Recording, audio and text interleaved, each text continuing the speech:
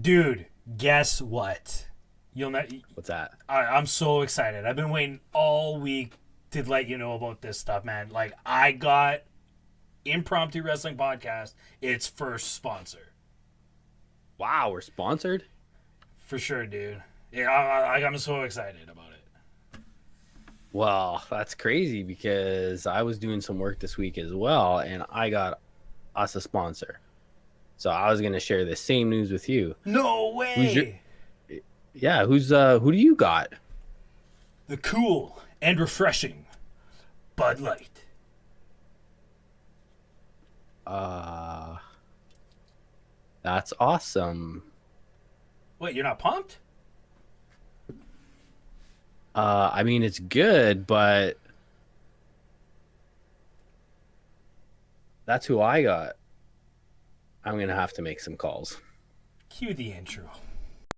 The following presentation has been brought to you by HSF Productions.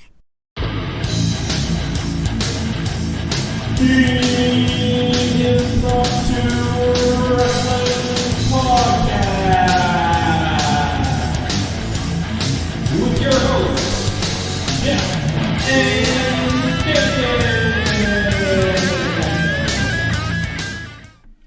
Hey guys, welcome back to IWP, the Impromptu Wrestling Podcast. We are your hosts. I'm Tally006. Over to my left, as always, is my brother Damien. How's it going this week? This is it's one of those weeks, like a quarantine week, where the days just blur into one another, and Yeah, I had that a couple I'm weeks just glad ago. it's Friday. I had that a couple weeks ago. I just didn't know what was going on. How are you doing? I'm good. I'm good. I've just been. I did all the yard work last week, so I had nothing to do this week. So I've been playing a lot of Call of Duty. I got gold on pretty much all the snipers. I think I need 2 more double kills to get gold on the AX50, and then I got platinum for the snipers. So making some progress there. So I'm pretty pumped about that. But Just doing the grind. just doing the grind. But we got a huge show. I know I kind of always say that, but we got a huge show. This was an insane week of AEW wrestling. Some big news coming out of the Vanilla brand that we're going to be talking about a little bit. And, there are like 18 matches on AEW Dark this week. Like, it's just insane. So, without further ado, drop a like if you're enjoying the content. Leave us some comments below. Think about hitting that subscribe button and notification bell so you know exactly. Don't even think about it. Just do it. Just do it. It helps the channel out a lot and gets us promoted and stuff like that. We got to make these new sponsors happy. or one of them at least. At Right? least one of them. I don't even normally drink Bud Light. So all right, well, let's get right into Being the Elite. This was kind of a classic BTE episode. It kind of really got back to the bits, and I enjoyed it. Well, what did you think of the episode overall? Yeah, I thought it was good. Some of the segments that we're not really a fan of really didn't happen. I just thought it was a bit long. It was a longer Are they episode. are they always 25 minutes? No, well, I mean, every once in a while they get into that 20-minute range, but lately they've been like 10 to 15 minutes. So Yeah. kind of got used to that, and this one was a bit longer, but it is what it Not is. a lot got cut from the show this week. Yeah. The opening segment is kind of maybe what made it feel so long. Like, I get the bit that Matt was going for here, that he's kind of going stir crazy being in the house. He spent his whole career away from his kids, and now he's kind of stuck with his kids, and it's starting to get to him. I get it, but I mean, it was like one And too they many, think he's a woman. and they think he's a woman because he's got longer hair than Mama Buck or Yeah. Mrs. Buck. Is that what they call her? Mrs. Matt? Mrs. Matt? Miss Matt, Mrs. Matt, yeah, something like that. Yeah. So yeah, I don't know. It just, I don't know. The joke got old fairly fast. It was funny, but then it's just let's get moving on. All right. Yeah.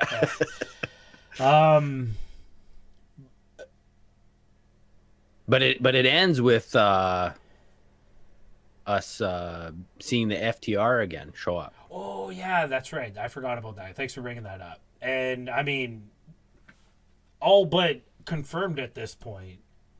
FTR, Fear the Revolt. Update from last week. Couldn't really remember what the new names were, but it's Dax Harwood.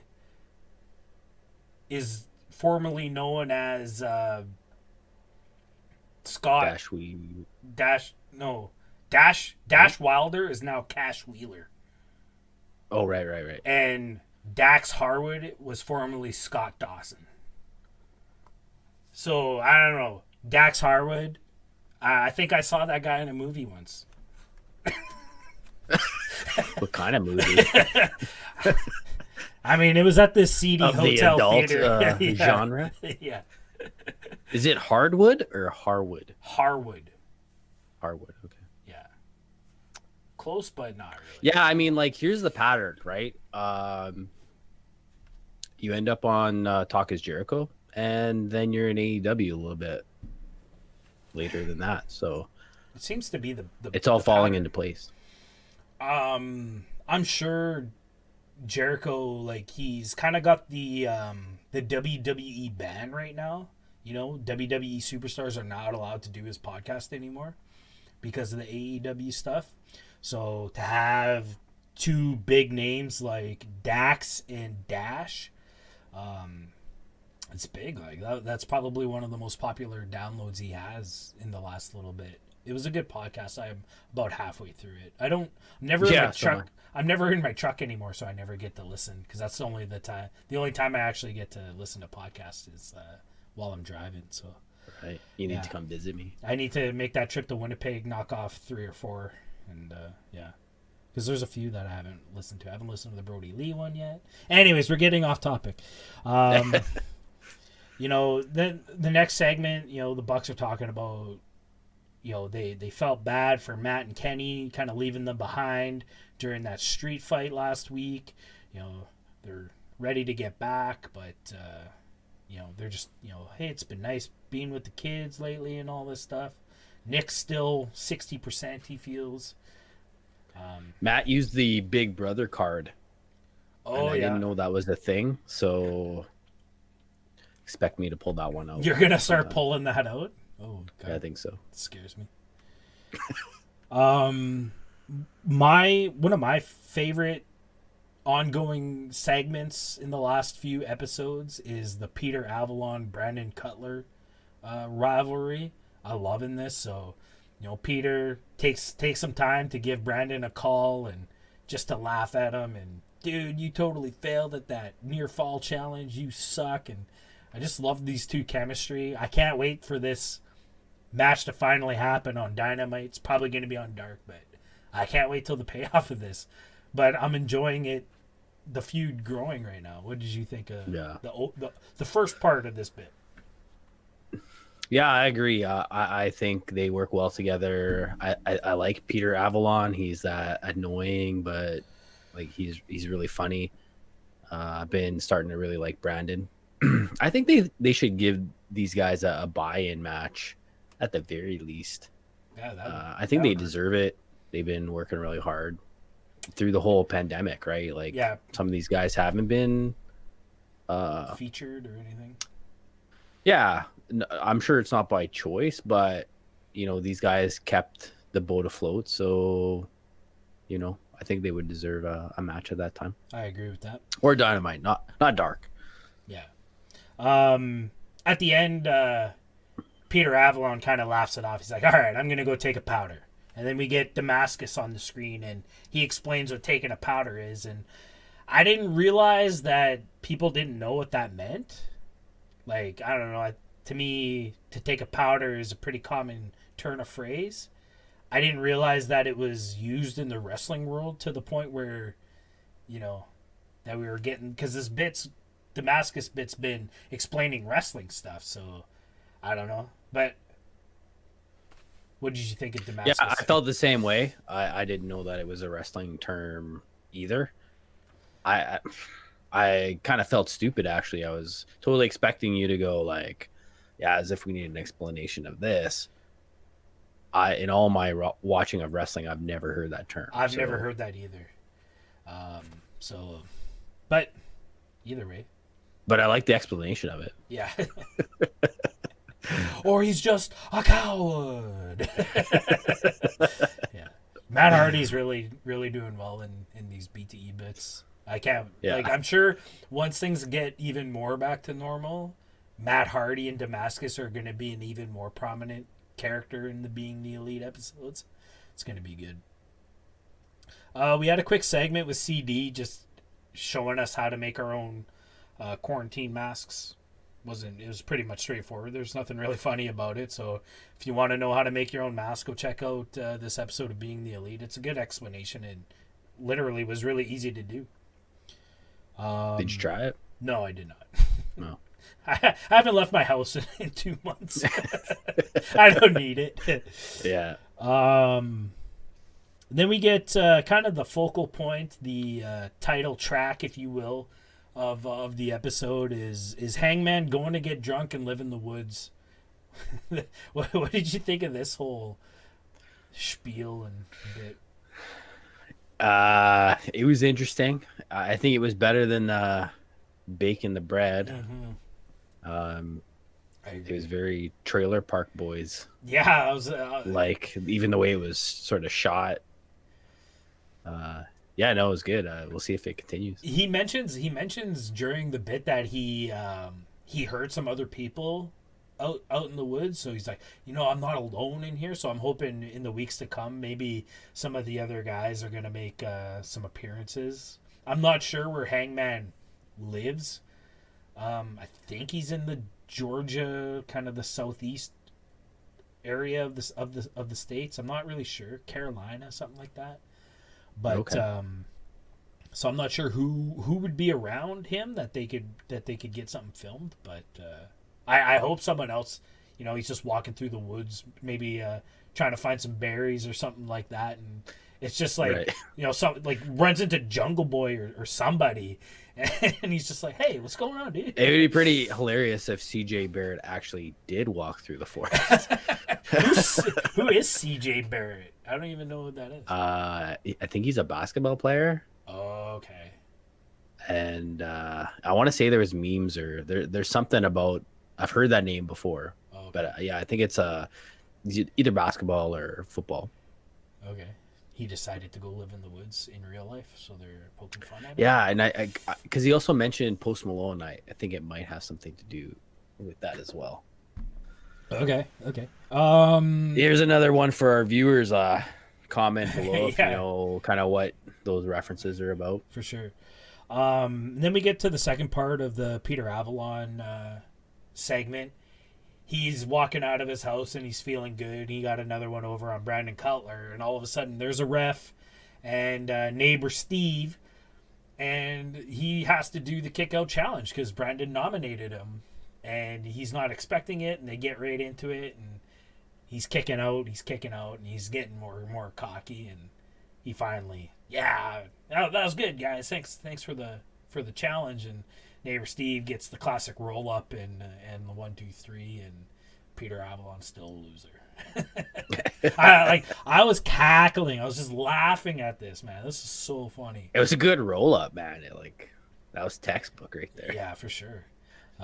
If you look through the chat of that video, there's a lot of you need to sign neighbor Steve. Oh yeah. Neighbor Steve is so over.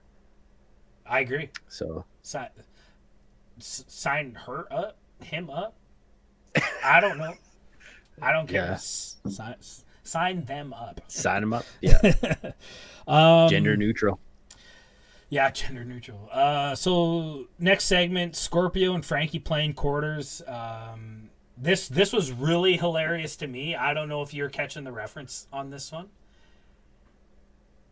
You know what? At the very beginning, I didn't even quite know what they were doing until a little bit later, like kind of the middle of this bit where he calls the game quarters. Okay. But if it was a reference to something, I didn't catch it. So I'm assuming you haven't been watching The Last Dance yet? I haven't. No, I think I'm the last person on the planet. You might be the last person on the planet. And knowing that you are like one of the biggest Chicago Bulls fans from back in the day, like you were an MJ guy, right? Yeah, I'm everybody was. surprised you're not watching this show. So, anyways, there's a scene, I think it's like episode 3 or 4 of The Last Dance, and it shows it's like 3 hours to game time, and MJ's just like sitting in the locker room, and he's got his security detail around him, and they're betting money, throwing quarters at a wall. So in this The security is? the security is, Okay. and it's just the whole episode was about MJ's gambling, and how there was that scandal that he was gambling, and the ties into his father's murder and all that stuff. Like, not to get too deep into it, but so they were just like accenting all these moments that Michael Jordan was gambling, and it's just them in the locker room throwing quarters at a wall, and whoever was closest to the wall got the pot, basically. So in the Being the Elite section, Scorpio Sky is Michael Jordan, and Frankie's pretending to be the security team, and they do the scene word for word. Like, it's perfect. It's hilarious. And then I don't know where the CD thing came in. Like, that, I don't remember anybody wanting to play, and then they're all like, let's get back at it. Come on. That part wasn't part of the Last Dance. BJ Armstrong. That's who he was. But yeah, it was funny how, because in The Last Dance, Michael Jordan yells, "Hey, security, come get the security out of here." Like, that's something Michael Jordan said in the show. So when Scorpio yells at him, "Hey, security, get this guy out of here," like, that was exactly how it was in The Last Dance, because he kept losing. Yeah. It's so funny. So that's the reference they were going for. It's Last Dance, and I expect by next week that you're all caught up, because this week's going to be the Sunday. The last 2 episodes are going to be released. So how many in total? There'll be 10. So Yeah, it's a long weekend. Yeah, so episode 9 and 10 coming out on Sunday. It's great. It's so good. Anyways, back to you got written down here, Justin Roberts has a ponytail. I don't even know what this is about. I don't remember. Can you tell me what's going on? Oh, it's like I want to say it's like a 15 seconds of just Justin Roberts. He's just standing there, and he's got like ponytail. Nothing was said. Really? I must have blocked that out. Yeah. Like, you might not even have recognized it was him. Oh, okay. And the only reason I knew it was him is because I kind of keep up with the Sammy vlogs, and he's been in there. So, yeah. Did he have like he used to have a big beard too? Did he have like the Yokozuna ponytail right on the top of the head? Okay. Yeah. Weird. But didn't say anything. He didn't even give us a John. No, he just looked around like this. Weird. And then it went to the next thing. Interesting. We'll see if that plays out anymore. We get a continued saga of Private Party. Now I'm getting them mixed up again, but he wakes up from getting the brick in the head, and he's like, "Oh, I know who jumped us. I gotta go find Isaiah," and this whole bit's continuing, and it's all good stuff. It was a good flashback. So if you haven't been keeping up with it, just watch this last one. You kind of get the whole gambit of it. And we got even more of this match that happened in a hotel room with the teddy bear, where it looks like Private Party loses a 2-on-1 handicap match to the teddy bear, because he's just Hurricane Rana in them, and Poison Ranas and Canadian Destroyers, just wrecking Private Party. I hope someday we get the whole match to watch somewhere sometime. This looks like a replica of the Ted bear. Is it not? Okay. Ted was a pretty standard looking teddy bear. So I suppose. I mean, besides it wearing, like, if it was wearing a red T-shirt, we could have called it a Teddy Rupskin, but there's a reference not a lot of people will know. Well, you just aged yourself there, bud. Shit. They make a Ruxpin reference in Ted, though. Oh, do they? Yeah, I don't remember that. there's a fight scene near the end of the movie, and Mark Wahlberg's just like, I wish I would have got a Teddy Ruxpin. And Ted's like, you son of a bitch. Yeah, it's good stuff. Then it cuts. So after the update on Private Party, it cuts back to Hangman, and he's on the phone, and he's thanking somebody. Tell your friend Bones, thanks for doing the work. And this is really tying into every time we saw Private Party, and there was the knock on the gate. Isaiah's always like, man, that better not be that pussy ass Hangman Page. I'll knock him out. And it was always curious to me because I didn't know these guys had heat. Where's all this heat for Hangman Page and Private Party?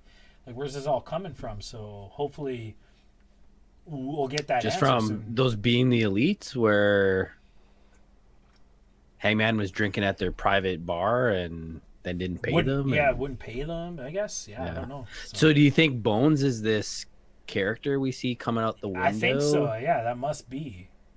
Okay. Boogeyman looking guy. Yeah. Yeah. Then we have a bit with Marco Stunt, gets a note at his door. It's basically a map. He goes running through the woods, and he's celebrating right outside the apartment building. He didn't go on much of an adventure, but it was what it was. And then we hear a woman's voice. Yeah. Who do you think this is? I have no idea who it could be. It's anybody's guess. Huh. They're opening up a lot of storylines with him being the elite right now. It's kind of exciting. Yeah. Then we get the Young Bucks playing tennis, similar to the horse bit that we saw last week. Matt's like, yeah, even before I was a badass basketball star, I was an even better tennis player. And he's getting just worked in tennis. He actually gets color. What'd you think of that whole thing? I thought it was quite funny. Yeah, it was because he's kind of sitting there thinking, right? And then he goes and he runs into the fence. So I thought it was like all planned, because he was losing, so now he needed like an excuse. But then he comes back and he wants to keep playing. And yeah, I don't know. Is this a reference to something? I think this is just a reference to wrestling matches in general. The babyface takes a beating, gets color, and then he fires up. You know what I mean? I think that's all they're going for here. I just like the bit where Nick goes, "Hey ref, are you gonna allow this?" Yeah, and he's like, "Yeah, I'll accept it." Yeah, it's clever stuff. And then to finish off the show, it's funny though, because at this point, while this tennis bit was going on, I was like, I haven't seen Colt Cabana yet. Did I miss it? And then it goes to the next scene, and it's Kenny. And I'm like, oh, here it comes. And it's just Kenny. Even like halfway through this one, I was like, are we even going to see Colt Cabana? Like, how are they going to do this? Yeah. And then after the third person came in, I'm like, all right. Mm-hmm. He's got to be coming in. And it's funny how everybody he talks to, it's Alex Marvez and Chucky T, and this guy looks like just a crew guy, Harrington. They're all like telling him that he looks like shit, and it totally looked like it was his first street fight ever. Except for, did people not remember that he fucking went the distance with John Moxley in like the craziest hardcore match I've ever seen? like, do people forget that? Like, that one wasn't labeled a street fight. I guess so, but still, like, I don't know. But anyways, and then so they're all saying, it totally looked like you were in your first street fight, and I'm like, oh, here comes Colt, and Colt's gonna be like, dude, you looked great, and Kenny's not gonna take it and be mad that he's gotten to the episode, and sure enough, that's exactly what happens. And I mean, it was a decent episode. Like I said, it got back to the bits. And it was great. So looking forward to next week. Like I said, we're getting a lot of new storylines building up for being the elite, which is exciting to see. But let's move on. Let's get right into AEW Dark on Tuesday night. This was a huge episode of Dark. There was like 15 matches, it felt like. What did we have? 2, 4, 6, 8, 9. Wow, 9. That's crazy. That's crazy after having one or two. Some that were only like 2. Yeah. In the first match we had the Captain versus Colt Cabana. Colt was the winner in that. We had Mike Reed and Ryan Rembrandt. Have we seen this guy before? I haven't seen Rembrandt before. Yeah, he didn't look familiar. Versus Jurassic Express. Jurassic Express going over on that one. Actually, for the first 8 matches here, all of the sort of main roster guys went over as we would expect. We had Lee Johnson again, who I know that you were really gassing up there, and Musa versus Private Party. John Cruz versus 10. It's a pretty good match. Alan Angels again, who we liked. He fought against Ray Phoenix. Really good to see Ray back. Then we had Danny Jordan versus Chris Statlander. I don't think we've seen this Danny Jordan. I don't recognize that name. Yeah. Good to see Chris Statlander back. Jason Cade versus Orange Cassidy. Skylar Moore versus Britt Baker, DMD. Britt Baker going over in that one. And then the main event of Dark was Luther versus Jimmy Havoc. So when I saw this one, I was like, all right. This is what we've been looking for. Yeah, we've been waiting for this match for a long time. They were really starting to build up this feud leading into the quarantine, and it kind of dropped off. So it's unfortunate that this feud couldn't get built more or longer than it did, but it's good that they didn't forget about it, and we did get some kind of payoff to it. This was an aggressive match, man. It was just chairs all over the place during this match. One of the craziest spots of the match was that hip toss over the back edge of the steel chair on Havoc. Like, holy smokes, I've never seen someone take that kind of bump before. That was nuts. Yeah. I think they really thought that, or they probably wanted that chair to collapse, but it didn't. And he just bent. Like, have you ever like been riding your bike and you're like, you do a jump or something and the seat hits your tailbone and you have that feeling? Yeah. Like, just watching that, I was like, had that feeling. That must have hurt, man. That's crazy. I wonder if they maybe had a chair gimmicked to do that spot, and maybe Luther grabbed the wrong chair or something, but I don't know. Take it. Yeah, Jimmy's a tough guy. He ends up going over in this match, which is I don't want to say it was surprising, but I mean, this is really Luther's second match in AEW, really. Like, we saw him once on Dynamite, maybe another dark match before that, but I don't know. Like, I know he's kind of the vet. He was big in the late 80s and the early 90s. He's been in the business forever. So I get that, he's putting the young guy over. But I think if Luther squeaks one out here, then we can continue this feud more. But they chose to put Jimmy over, which is, I mean, it works. It makes sense. But I feel like now the feud's kind of over. Can we go further with this now? Now things are going maybe back. Just Kip Sabian. I could see him maybe fighting Kip Sabian. Okay. Just because Kip and Havoc are kind of a partner. They're kind of partners in crime. They're roommates in real life, right? Like, when Jimmy's over here in the States, he's been staying with Sabian and Penelope, I think. Oh, really? Oh, okay. Yeah. So, but anyways, it was a good episode of Dark. I know we didn't spend a lot of time just dissecting the matches, but I mean, a lot of these matches were just main card guys going against jobbers and stuff like that. And they went really exactly how we thought they were, but it was a good episode. A lot of great matches. 10 was very impressive in his match. It was awesome to see Ray Phoenix back, Chris Statlander, some people that we haven't seen in a while. So it was good to get them some matches in. Let's move on to Breaking Kayfabe. We have some huge news coming out of the world of wrestling. There's been some teases going on.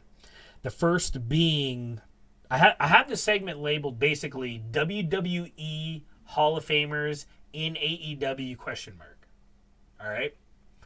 So the first big tease is Sting. I saw this. Yeah. Yeah, so I'm not 100% on how this all got started, but essentially Sting says he's done with WWE. His contract's up, whatever. And Cody replied to the tweet with a gif of the camera zooming in and him with the ear out. Like he hears it. I mean, that's all but confirmed, right? Like Sting at AEW confirmed? What are your thoughts? What are your thoughts on Sting being in AEW? Well, he can't wrestle, right? Apparently he's ready to get in the ring. There has been talks that Sting was going to come back potentially for this year's WrestleMania to fight Taker. Oh. But, with the quarantine, things got a little mixed up and, that kind of fell apart quite early on in the year. But as far as, 2019, Sting says he's ready to be back in the ring and he wants to fight Taker. But now with that falling apart and his contract expiring, and I guess he didn't go for the Legends contract that I'm sure WWE offered him. So this is where we're at. That's crazy. I mean, if he could wrestle, that's going to bring a lot of eyes, I think, to AEW, which is positive. Yep. Sting's a big name. I don't know. Every time I hear this, I always go back to, Cody saying that AEW is not going to be the collector of all of the WWE rejects. And I mean, they proved that with Cody basically saying yeah, we don't want Kurt Hawkins, we don't want Zack Ryder. There was a lot of big names that were released from WWE we talked about, and nobody's been signed yet. Nobody's even been in talks. Basically, AEW has kiboshed all those released wrestlers. But when it comes to Sting, that's a big name. Yeah. I think you go for it. Even if it's... Could you see Sting doing anything else other than wrestling? Like, if he wasn't wrestling in AEW, what do you think he's doing? I don't know. Make up for Kiss, maybe? He's just doing face paint for Dustin Rhodes. Yeah. No, I was totally under the impression he can wrestle. I watched the one video where he breaks down the match with Seth, and the way he's describing it is I can't even feel my arms at this point. Yeah. That's crazy. He kept going through that match after that buckle bomb. Yeah, no doubt, eh? I remember watching that WrestleManias. But then a guy like that doesn't really even have to wrestle at all or very much, right? But I don't know. You know what? It's funny that you bring this up because I don't know if it was this week or last week. I really felt like if you look at all of the matches and kind of all of the interactions, all of them have an ex-WWE guy. So you have your Brody Lee match. You have your Lance Archer match. You have your Chris Jericho match. You have Matt Hardy in a match. It's like half of the content now is featuring an ex-WWE guy. In some way, shape, or form. Yeah. So now we're not seeing the Janellas. We're not, seeing some of those guys anymore. And sometimes we're only seeing them on Dark. So it's kind of sad, but I think you're saying here is how can you tell Sting, yeah, no, we don't want you, dude.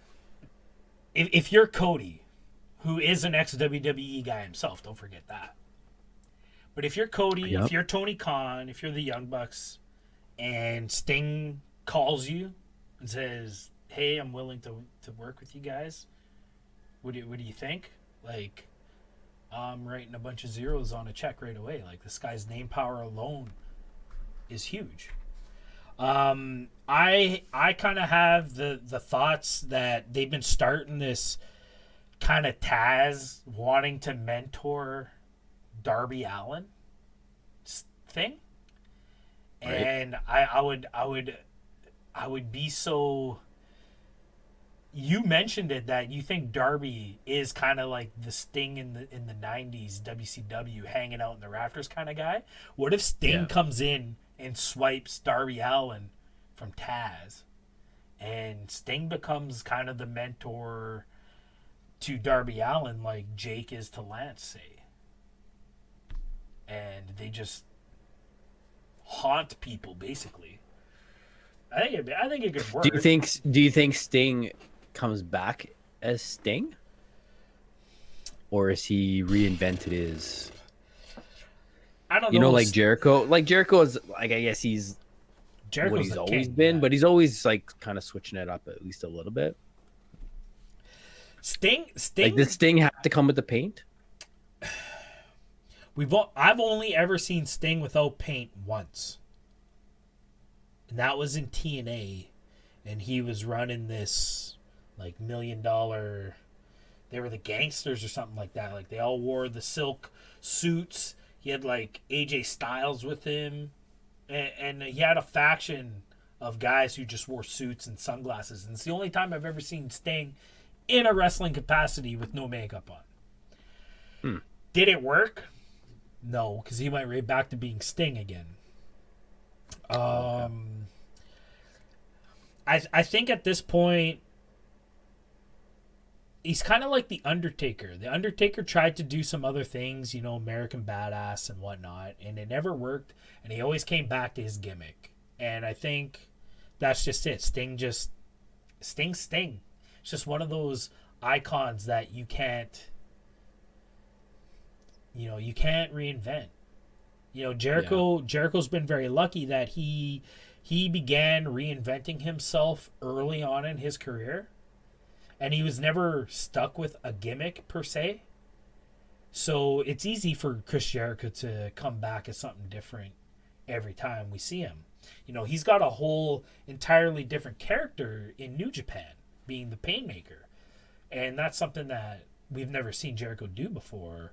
But for Sting just to come back and just completely change his character, I think it falls on its face. Yeah, I don't know. it would add another big guy to the roster. It would, yeah. What if Sting comes back to like party Sting, the colorful paint with just like the one side painted, and you know, happy Sting. What if that was a thing? What if he came back with that? That could be interesting. Instead of doing the fake crow business. That might be a good. Sting tries to change Darby Allin. This is, you know, you should be happy, dude. go back the other way, like Yeah. Interesting stuff. That's a good conversation. I like that. Moving on though, we have another WWE Hall of Famer confirmed. This one is confirmed, coming to AEW, and that is Iron Mike Tyson. It was it was announced on AEW Dynamite this week. Iron Mike Tyson will present the TNT Championship title to whoever wins between Cody and Lance Archer. And we cannot forget that Iron Mike Tyson is a WWE Hall of Famer in the celebrity wing. And I totally forgot that. And I was like, did I miss something this week in the news? But I can't help but think Vince is pissed about this one. Because Iron Mike's had a really good relationship with WWE. He had that whole business in the late 90s Attitude Era with DX. And he's come back many times before. He goes to shows all the time. He always has a box seat. He talks about... Mike has his own podcast, and he talks about wrestling all the time on it. Like, this guy's a huge fan. And he's had a good relationship with Vince in the WWE. But, I mean, just like Bret Hart, he made the jump, and he he's a smart guy. He's going where the money is, and they're offering him money. But did you hear that Mike Tyson's coming back to boxing? Is that why Holyfield is training? Yes. Okay. Like, now that makes sense. So Holyfield looks good, man. Mike looks good. Well, I've seen him in a little video where Did you see that video? Holy shit. I don't see his body, so you don't like see, He's how got a good a shape t-shirt he's on in. and stuff, right? But he just he's showing how fast. Oh, man, he can move. Yeah. I watched Wow. That is going to be the biggest pay-per-view of that's the gonna entire that's gonna smash lifetime. Connor Mayweather, right? You gotta think. I'm buying it. I already know I'm buying it. I don't even know if that's the fight, if it's gonna be Tyson Holyfield. But Tyson made that video of him hitting the pads, and he says I'm back.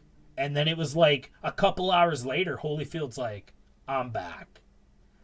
But to me, that's the fight, because we never did get the second one, did we? There was the ear biting, or was that the second fight? I can't remember how that whole rivalry went. Yeah. Has boxing even been happening since any of that went down? Like, they shut it down, right? Like, boxing shut down after the ear bite? Yeah. What is boxing? No, did they kick in boxing? Boxing does come up on the news every now and then when there's another ear biting. I think I just saw like a few months ago there was some ear biting or something. So that's classic. But yeah, exciting. That's huge news. That's huge news. But yeah, so I'm thinking Mike Tyson's coming on to kind of get his name back out there and kind of help this comeback to.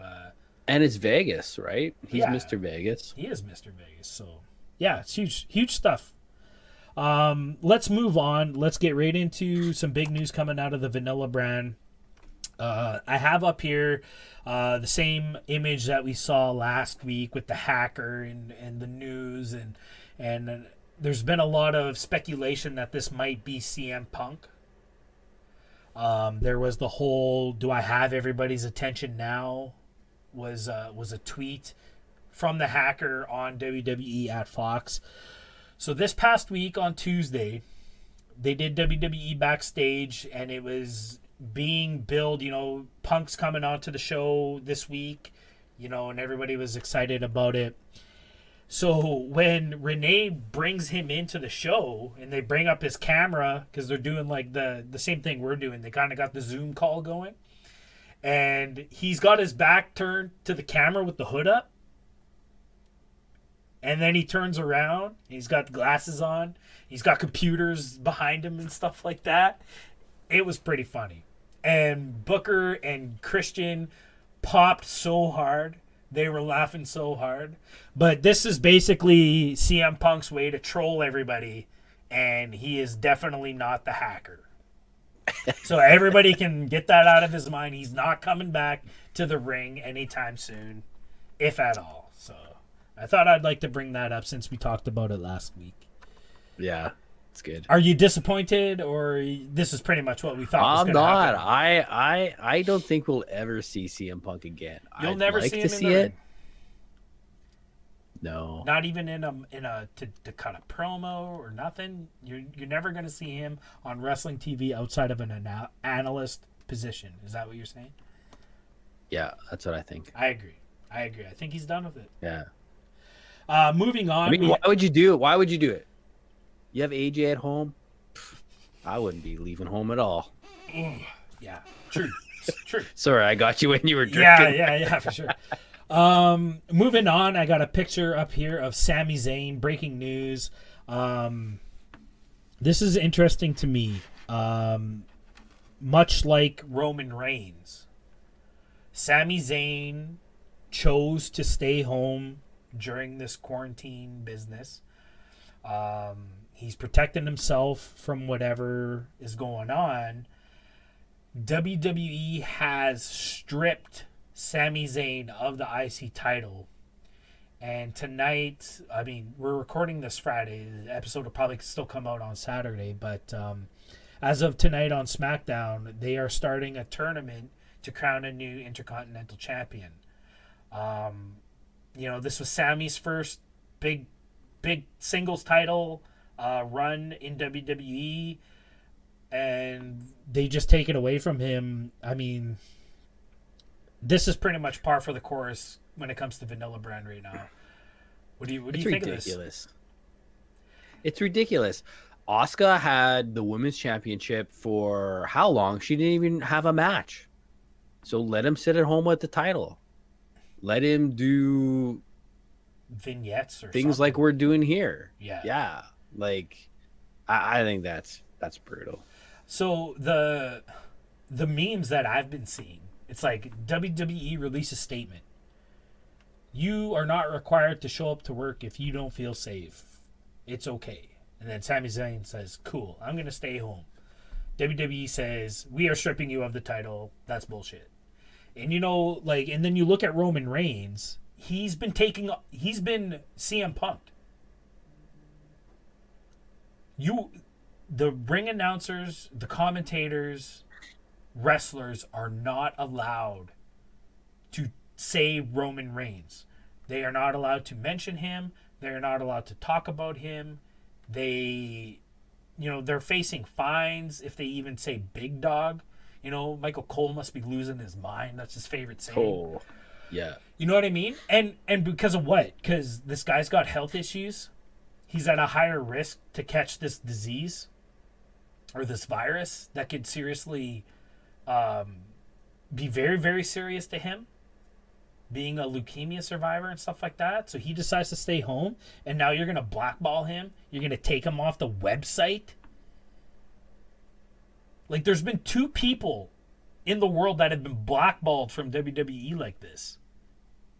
Well, maybe 3 now that I think about it. 2 have come back. But that's being CM Punk, Hulk Hogan, and Chris Benoit. Like, you're seriously... Like, I do not like Roman Reigns. I think he's a shit performer. Everybody loves him, though.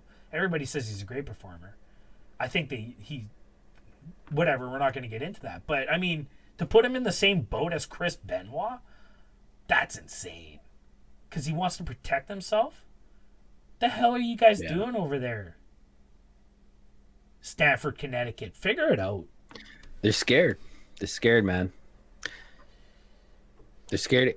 Sting, the Revolt, Mike Tyson taking over. Yeah, Iron Mike.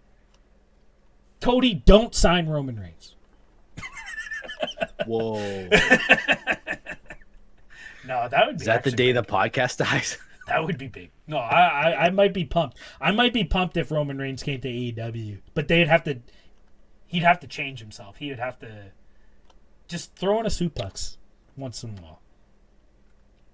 I think that would probably be the coach's move. I think Dustin's one of the coaches. It'd be just like, just throw in a headlock every now and then and make it look like wrestling. A hammerlock, anything. Okay, and then last piece of scoop of vanilla news was from Monday night. Becky Lynch comes out to the ring. She's got the Money in the Bank briefcase. She's not holding the women's title. Money in the Bank happened on Sunday. They did this weird... The women's Money in the Bank match was happening at the same time as the men's Money in the Bank match. They had both titles hanging above the ring. The ring is on top of Titan Towers. They were wrestling all through the offices at WWE. It was nuts. I haven't watched it completely yet, but I want to. And maybe that's something that me and you can do this weekend. We'll watch and make a video reacting to it or something. It sounded crazy.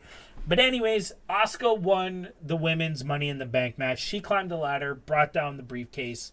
But now Becky's got it out in the ring, and she cuts this really emotional promo.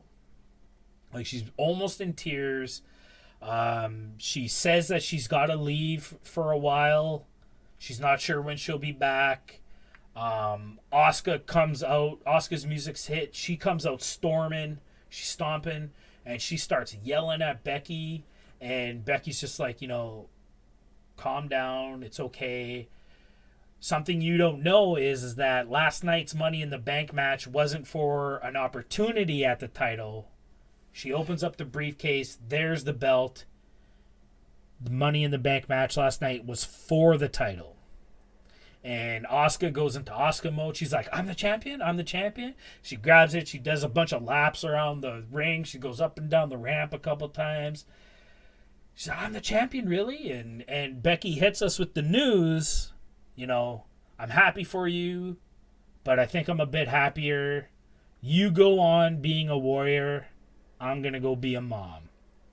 Becky Lynch pregnant with, I hope, is Seth Rollins' child. But big news, like we're probably not going to see Becky Lynch on Vanilla Brand for, I would think, at least 2 years. What do you think of this? Well, I'll say great for them. Having a child. I'm sure it's not going to be easy in these times. Honestly, what the first thing I thought was, wow, this really sucks for her character, because I don't know, I don't think she can come back the man now. Just that whole tough guy persona is gone for me now after the whole Sabi promo here. But I feel the same way in a way. Good on WWE taking the opportunity to score on merch sales, because they've changed the man shirts to the mom shirts. I'm sorry I won't be wearing the mom shirt, but I'll rep the man shirt or the man hat for a while. But I agree. I don't think she comes back, and she can portray that same intensity anyways behind her. I don't know. Something's got to change. She's gonna have to come back a different thing. But, I mean, that's okay. Lots of people have done it. Yeah, for sure. CM Punk had something interesting to say. I remember when we were texting about this, I had sent you a link to the video and whatnot. And I was like, yeah, this is kind of good for Asuka, because now she's champ, and she came off really well during that scene, because she gets excited for Becky, congratulates her, gives her a hug. She's just as happy, so Asuka's coming out of this the babyface champion, and that's good for Asuka. But CM Punk had something interesting to say on backstage after he does the whole hacker troll, of course, but he mentioned, this was a missed opportunity. Asuka should have, I'm champ, you're pregnant, oh my god, and then missed Becky and just leaves her green-faced, and she could be the heel champion. Yeah. What do you think about that? Or would you have booked it some way different? No, I think CM Punk's right. I would have done it like that. I think it would have saved the man gimmick. She could have came back as that. Now I don't think she can. Yeah. Or even a Steve Austin kick to the gut might be a little depends on how far along she is, but well, I mean, she's not really kicking her hard, right. But yeah, that would have totally. I always enjoyed heel champions more. So yeah, I agree with Punk. It's hard for Asuka though, I think, because her English hasn't improved. No, right? It really so hasn't. She's not going to be good on the mic, and I think if you're going to have a heel champ, they need a mouthpiece. But I mean, she was NXT champ. She was NXT champ for almost 2 years. Like, she absolutely smashed CM Punk's title reign. She smashed Goldberg's win streak, and she didn't talk on the mic at all. So I mean, there are. But ways was she to do heel it. though? She went back and forth, if I remember correctly. I mean, I guess it's hard to say. Like, Austin was kind of always a heel, but then you become kind of the anti-heel, right? Where you're so heel your face. And I think maybe she was that. Yeah. Because, you know, 'cause she always had the And I crowd. think that's what Becky was, though. Yeah. Yeah. So, I don't know. There are ways to do it, I think. But it is what it is. So, I mean, sincerely, I congratulations. think also the difference as well, sorry to keep on this one, is that It's all good. NXT is still not the face of the company, right? Like, you're not on the poster. I guess so. So I think, I think she needs to talk. If she's Or the at least heel. have a mouthpiece like Lesnar. Yeah, give her Heyman. Oh, yeah. Heyman would. That might be a good combination. That actually. might be a good combination, yeah. Or have like we could have an interpreter gimmick here too. Like Yeah, there's got to be somebody in NXT that could benefit from some TV time and pretend to be a for sure. translator. That would be good. Come out there with a suit and shit. Yeah, it's a good idea. Anyways, sincerely from IWP, congratulations Becky and Seth. Hope for the good health. I know it's going to be tough having a baby in this environment right now, but congratulations. We're all happy for you. Yeah, Let's move. New wrestler is gonna be the next generation. Yeah, for sure. Okay, wait. I just thought of something to keep on this. Seth Rollins is the Messiah right now. Was this the Immaculate Conception? I mean, they could go that route, couldn't they? They could totally make a story out of this. Yeah. Seth is like, I've never touched her. No, that could backfire. Anyways, let's move on to the power rankings. The week of May 13th, 2020. What do we got? You know what? We really don't have a lot of movement again this week. I'm expecting this is going to change now that things are starting to get a little bit more back to normal. But in the men's division, we have absolutely no change. Cody's still number one contender, followed by Archer, Omega, Brody Lee, and Darby Allin. Okay, so I just want to cut in here for a second. You say Cody's the number one contender, but we know Brody Lee is going to be wrestling Moxley for the championship. But I just want to kind of clarify all that because it You makes said that sense. wrong. You said that wrong though. Brody Lee's the champion right now. Oh yes, sorry. Self-proclaimed champion. Yes, thank you. But we know this makes sense because Cody's wrestling Lance for the TNT championship, so those two spots are gone. And we know after this week that Kenny's going to be a part of the Stadium Stampede match, most likely. So that leaves Brody Lee's in the fourth spot. That all makes sense, just in case people are confused. So I just want to clarify all that. I mean, this is probably why wrestling doesn't use rankings. It's got to be difficult. Well, you write yourself into corners this way. I mean, I get what Tony Khan wants to do, but yeah, there is a reason that wrestling doesn't have ranking systems, but yeah, it is what it is. I like keeping the stats, though. I think that's interesting. I think stats are cool, yes. But, yeah. All right.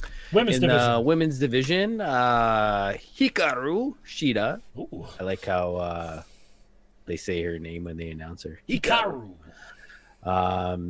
She's still number one. We have a Statlander number two. Britt Baker moved up one position to changes. number three. Zakazaki down one position to number four, and Riho rounding out the top five. In the tag team division, we have a little bit of movement here. Dark Order still number one, followed by Best Friends and Young Bucks. But Jurassic Express now in the fourth position, followed by Private Party. So SCU and Lucha Brothers are now out of the top five. I mean, and that's the rankings this week. Makes sense that Lucha Brothers are out. We haven't even seen them in 2 months, so that makes sense. So good stuff coming from the rankings this week. Let's get right into AEW Dynamite. Show started off with Jake Roberts and Lance Archer coming out, getting into the ring. Jake cuts a promo on his actions last week.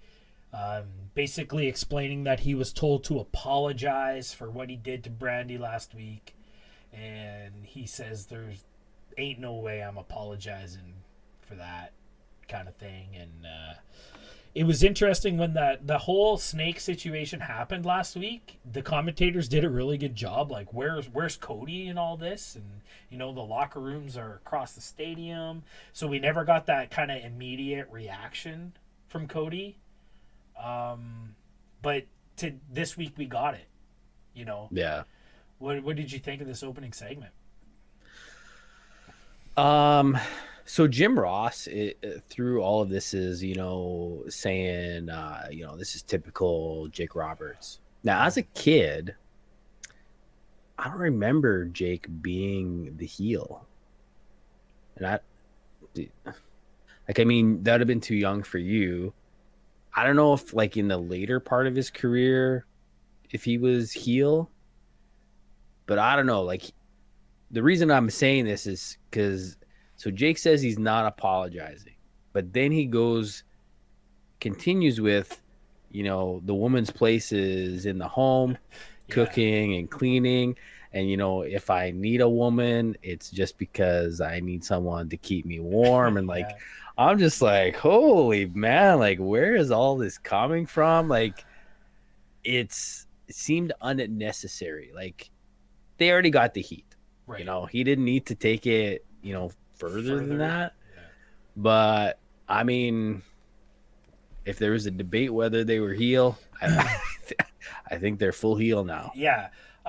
Just commenting on this remark, I wonder if back in the 80s, Jake was kind of the Austin back then.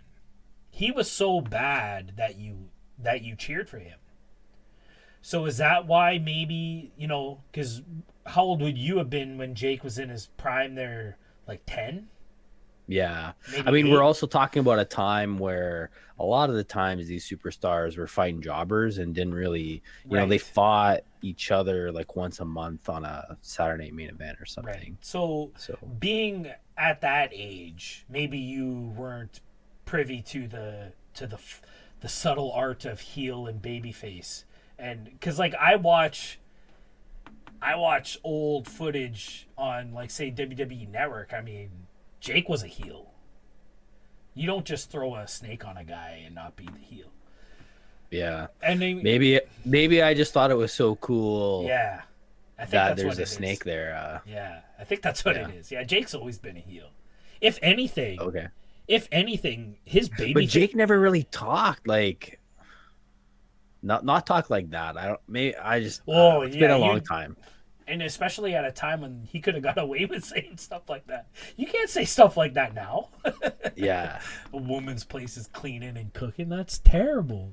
Especially after you just mounted her. When you pulled out your snake and rubbed it on her. Yeah. It's awkward. It's awkward. Anyways, we get Cody. He's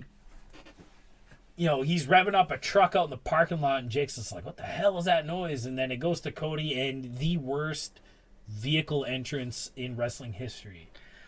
It started off good.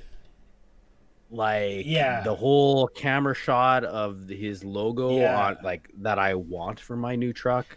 Bam, right on the hood. But yeah, that was the saddest. I mean, entrance. Austin drove a fucking Zamboni down the ramp. He drove a beer truck down the ramp. Those are vehicle entrances. Cody didn't want to smash his LED lights on the front, so he tapped the table with some metal bars to make some noise on it. It was sad. It looked very staged. Yeah. Yeah, it wasn't good. I mean, they could. Cody's better than that. They could have did it better. If they would have started off there, you could see the kind of the camera angle when it came up on the hood of the truck. There's a whole empty parking lot. That ramp must lead out to the parking lot. Have him come screeching in and slam on the brakes and get some tire noise and then get out. Do some donuts, yeah. Something get those tires smoking. There could have been something more impactful, and then not You didn't have to crash into anything. It would have been way better. But yeah, like I said, I agree. Like it started off really cool. There's this nice camera angle. They had a camera in the cab. Cody looked like it was his first time in the truck. He didn't know how to shift it into drive. Like it looked like from it coming up over and seeing the logo, that was really good. And then everything after that was trash. Absolute trash. Yeah. Be better, AEW. I agree.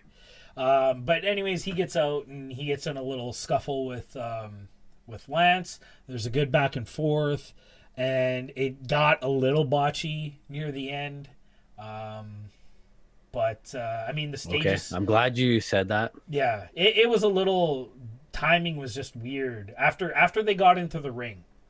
Once they got into the ring, things just seemed to be out of sync a little bit. Yeah, and I thought the same thing. My first thought was, man, I hope this is not indicative of what their match is going to be like, because it will suck.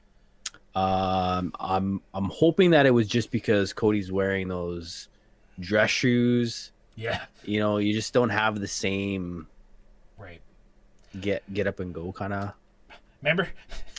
Remember The Rock? And he'd have dress shoes on. He'd do the people's elbow, and he'd slide into the people's elbow. Yeah, yeah. Dress shoes don't have traction on canvas. No. But at least the stage is set for what's essentially one of the biggest matches in AEW history. We're gonna crown a brand new champion, the TNT champion, finals of the tournament. Still chapped that it's not Darby, but whatever. Yeah, I'm excited for this match. It's going to be good. Don't get me wrong. I think the more and more I think about it, I think you're right. I think this is TNT putting their influence on it, saying it's got to be Cody. Yeah, it's got to be Cody. Cody has the name value. It's what's going to make this title important. And I mean, we will do a prediction show just before May 23rd when Double or Nothing goes live. And I mean, I can tell you right now, I'm probably going to take Cody to win this championship. I'm not sure how. I'm thinking that too, unless something really drastic happens. Yeah, next Dynamite. I might still get my point, my extra point. Maybe Darby interrupts the match and wants a fourth match against Cody. You know what I mean? And Lance wins that way. Okay. I might get my extra point that way, but I don't know. We'll see. Well, we'll talk about it then. Let's move on to the first matchup of the night. We had Jurassic Express, Jungle Boy, and Luchasaurus with Marco Stunt on the outside versus Best Friends with Orange Cassidy. Good to see Jurassic Express back. We haven't seen these guys in a few months. We've seen Marco Stunt, but I mean Luchasaurus, Jungle Boy. I'm a real big fan of Jungle Boy. So I was glad to see him back. What did you think of the match? Yeah, it was good. I felt the same way as you. It was good to see Jungle Boy back, just because it was like really bad timing for him, this whole thing, because I thought he was on fire. And so yeah, it was good to see him back. It was just wasn't a crazy match. Like, it was just a good match. Yeah, it was I think it was the end where it really got awesome. Right. In the middle of the match there, MJF kind of attacked Jungle Boy, which is setting up. I mean, we talked about how a few weeks ago how Double or Nothing's only a few weeks away, and we only know of 2 matches. And one of those matches ended up switching, right? Because we were kind of thinking Blood and Guts was going to be the main event to Double or Nothing, but now it's going to be this Stadium Stampede. But we'll talk about that later.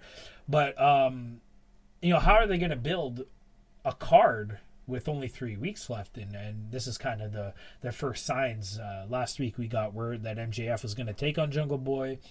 MJF was out in the crowd, probably betting money on it with Sean Spears. He decided to jump the rail, get a quick attack on Jungle Boy, which sets up that feud. Best Friends take advantage. Jungle Boy gets this crazy pile driver on him. Best Friends go over 1, 2, 3. I mean, it all works for me. And especially, Yeah, we also. Sorry, go ahead. No, go ahead. Oh, I was like one of the best parts of the ending to this match is Ray Phoenix comes flying out of the back. It looks like Orange Cassidy's going to get involved with the match and just has his head taken off by Ray Phoenix with this flying it's like a Bruce kick Lee, to the face. Bruce Lee-esque, flying sidekick of some sort, eh? Just straight across the chin. I thought it was so cool, and then he just kind of stood at the top of the ramp, and then this is really his grand entrance, right? Back onto TV. I mean, we saw him on Dark, but I mean, this was, Lucha Brothers are back. We still haven't seen Pentagon, but I mean, it's good to see Ray back, and we get a match set up for next week. We know it's going to be Ray Phoenix versus Orange Cassidy in a singles match, which is probably going to be really good. So real good stuff. Two conflicting styles, yeah, for sure. And then Marco dies. Marco Stunt is dead. So yeah, this is after the match, and I think Marco was lipping off to MJF for getting involved in the match or something like that. We don't really see it on camera, but I can only assume. And then Wardlow just sack of potatoes and it's like I used to work at a grocery store where I used to pile the bags of potatoes, and it's just like I would throw around a bag of potatoes like Wardlow threw Marco Stunt. It's insane. Yeah. If there's any people still out there that think wrestling is fake, you watch that and then tell me how they faked that. Let someone do that to you and see how you feel. You think those bars are made out of rubber, or what do you think? Yeah, was this a cartoon or what was it? All right, let's move on to the next matchup of the night. What do we got? We got a fatal 4-way with all our favorite characters. Yeah, really. Penelope Ford versus Chris Statlander versus Dr. Britt Baker, MDM. DMD. You know what's funny is I think I typed MDM the first time and I'm like, that doesn't sound right. You said it right earlier on Dark. Did I? Yeah. Versus Hikaru Shida. Yeah, Dasha does Hikaru. She says it very Japanese. She does a good job. Hikaru. Yeah. But it's faster than that. It's Hikaru. Well, it's like Hikaru. Yeah, I don't know. She does it right anyways. Fatal 4-way match. This match is setting up for who's going to challenge Nyla Rose at Double or Nothing. So there's a lot at stake in this match. Nyla was in the crowd this week. Nyla was in the crowd. She was kind of taunting everybody. All four of these competitors are in the top 5 right now.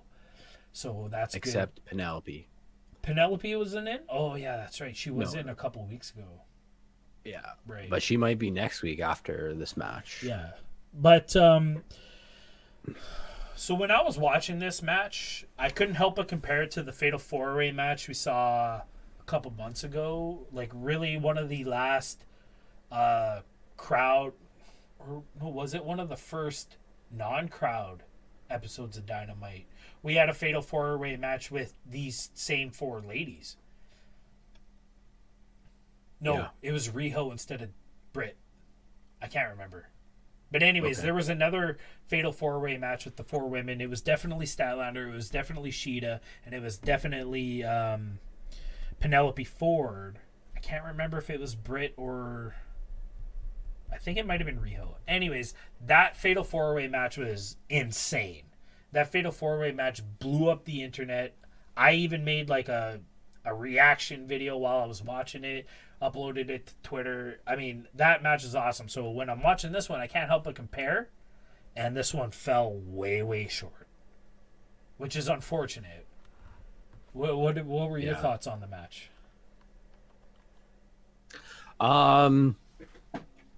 I didn't think it was terrible, but yeah, if you're comparing it to that match, Yeah, it's like the chemistry wasn't there. It seemed like everybody just wasn't jiving.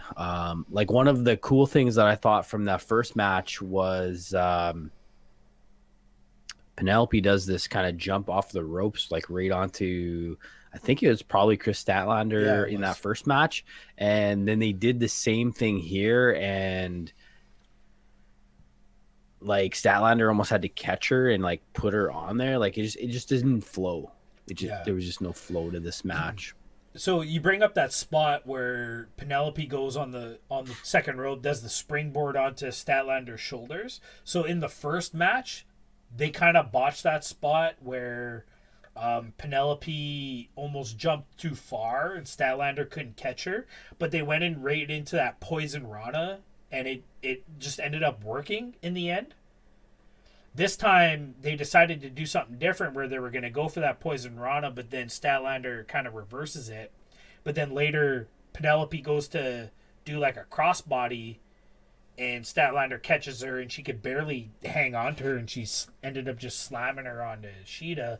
Like, so it was like two different spots that were very similar but executed differently.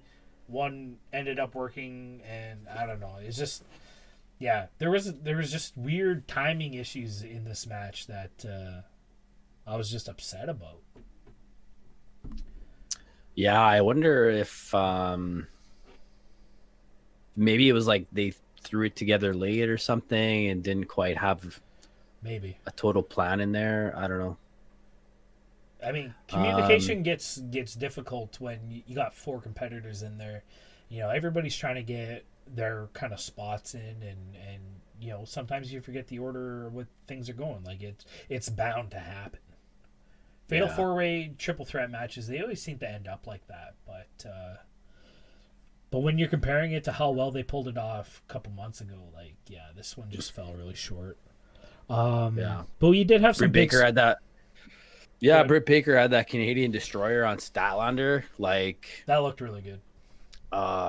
Man, it could be like one of the best ones I've seen. Like, it just looked perfect. You know, and like, we make fun of AEW for like basically turning the Canadian Destroyer into the common DDT at this point, or a super kick.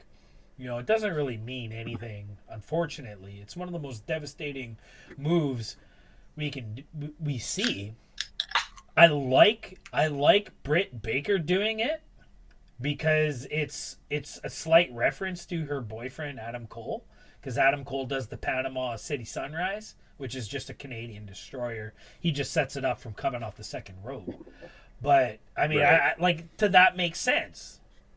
And then for Dustin to do it, and then they call it a Code Red. But then the Code Red is a different move. It's similar, but the Code Red is like a sunset flip pin. Like, it's a flip into the pin. It's not the pile driver. You know, Alexa Bliss does a Code Red, but Dustin does the Destroyer, but they call it a Code Red because he wears red. So, I mean, things are getting a little mixed up, and that kind of pisses me off. But I like Britt Baker doing the Destroyer, and when you have somebody as big and powerful as Statlander helping her out with that, it looks really good. Oh yeah, I feel like Statlander made that all happen. Like, that was a lot of her. Yeah. We also got when we go into the finish, Hikaru Shida gets the pin on Penelope Ford, but the cameras quickly go out to the outside, and Britt Baker's got her surgical glove on, and she's giving the lockjaw to Statlander on the outside, and she's not letting it go. What did you think of that? Is that setting up for something? Well, this is kind of what we wanted to see happen that night that she supposedly got her nose broken, right? Right, yeah. And she's asking for the glove. Yeah. So she has the glove now.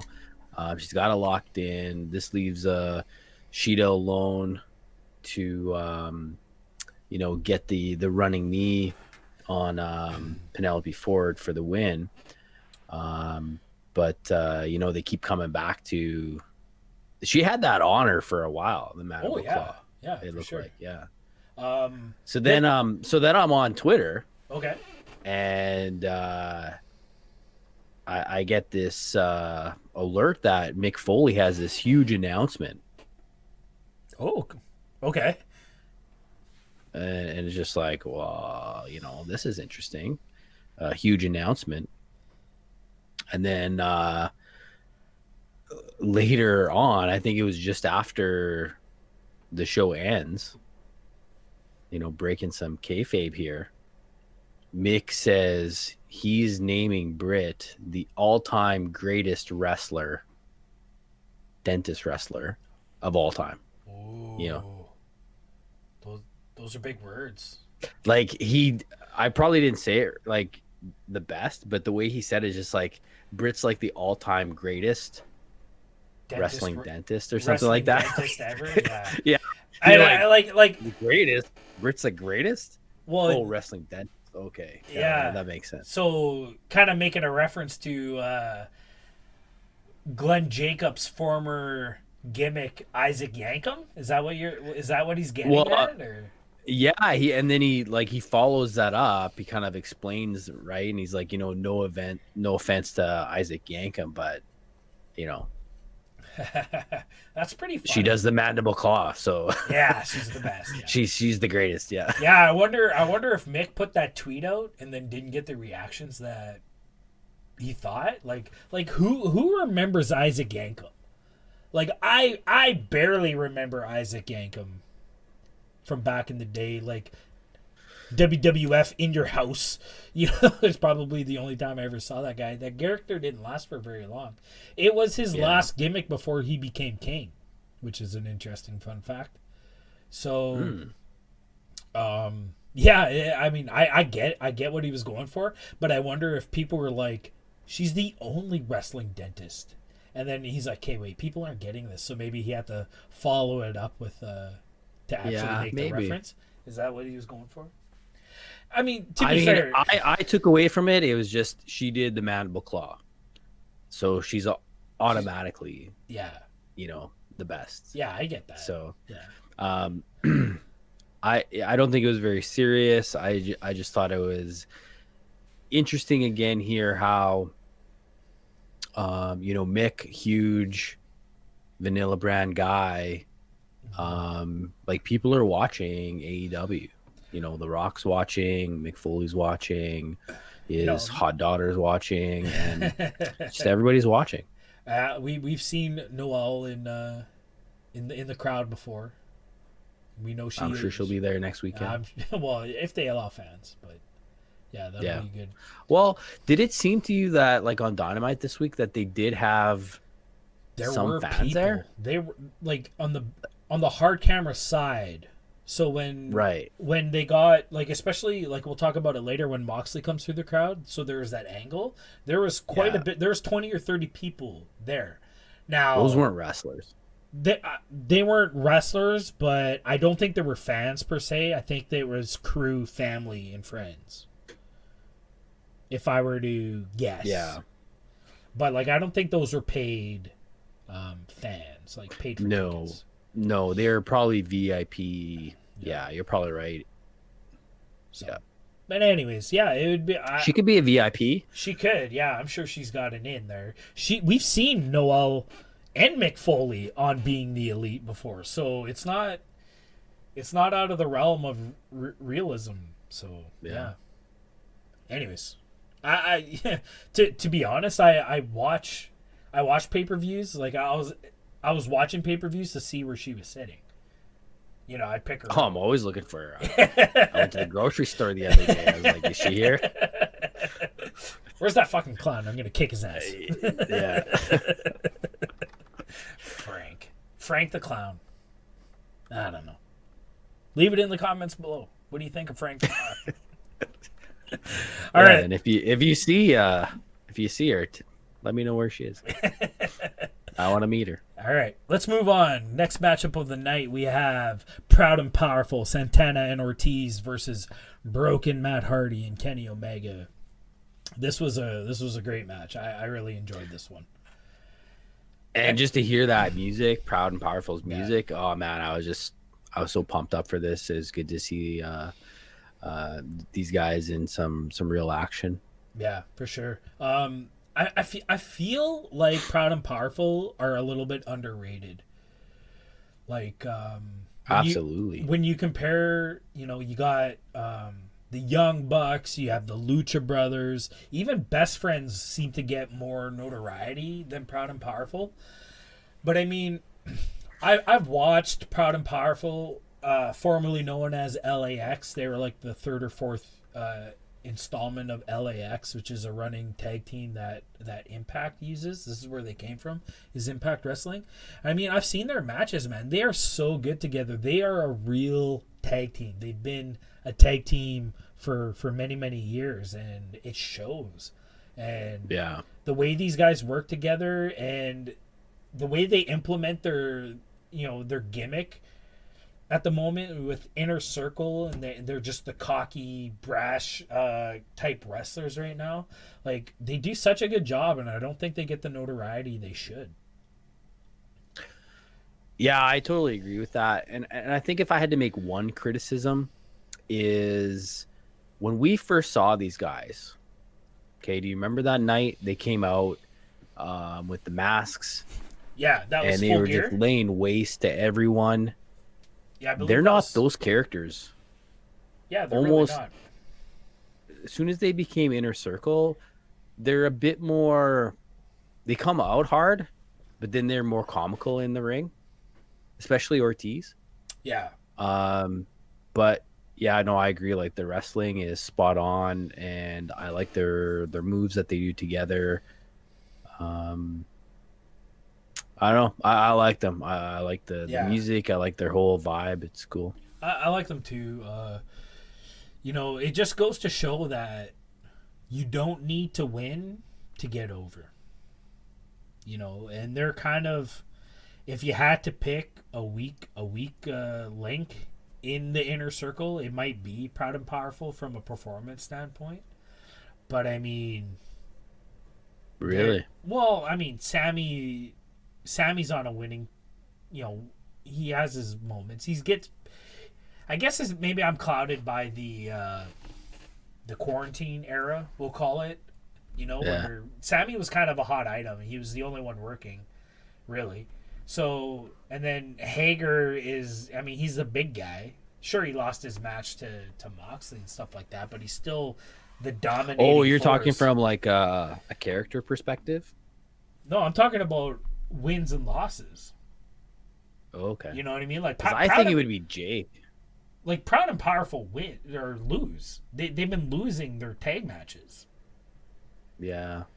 Is kind of where I'm coming from. But I mean, I still enjoy them. I would rather have Proud and Powerful than Jake. I agree. But, when it comes to the statistics, Proud and Powerful maybe are the weaker links in the thing, but you still cheer for them is what I'm saying. So yeah, I mean, they really make the faces look good. Like, it's always a good match with those guys. Yeah, they get it. Yeah. When it all comes down to. But yeah, this is a great match. We have Sammy coming out in the middle of the match to get involved, and he's selling the neck brace, and he's using the chair as a crutch. A throwback to the spot of the year. I'm calling it the spot of the year. When it comes down to December next year, and we're talking about the craziest freaking moments of the year, Sammy getting hit by that freaking golf cart has got to be up there. It's got to be up there. Absolutely. Yeah, I don't think anything can top it. I mean, we'll watch the Money in the Bank match, but I mean, Baron Corbin threw Rey Mysterio off the building, and this was better. I'm serious. This is a real thing. Wow. Baron Corbin threw Rey Mysterio off Titan Towers, and this was better. We're definitely watching it. I'm interested in that. Yeah, but this was better. Like, to me, because I mean, we'll talk about it, but I mean, yeah, like him taking that hit and just putting his body on the line. Like, there's safe ways to get hit by a car. I mentioned it last week. There's safe ways to do it. Sammy doesn't go for that shit. He's like, I'm gonna make this look like I'm fucking crippled, and then he comes out and sells it. Like, that's a pro wrestler, man. Yeah. So he tries to get It's very involved. India of him, eh? Yeah, that's very much an Because indie like he wrestling could have thing. really got hurt.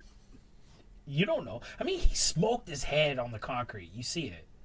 You can't tell me Yeah. he wasn't freaking loopy after that. But like those guys did not take it easy with the gas pedal, eh?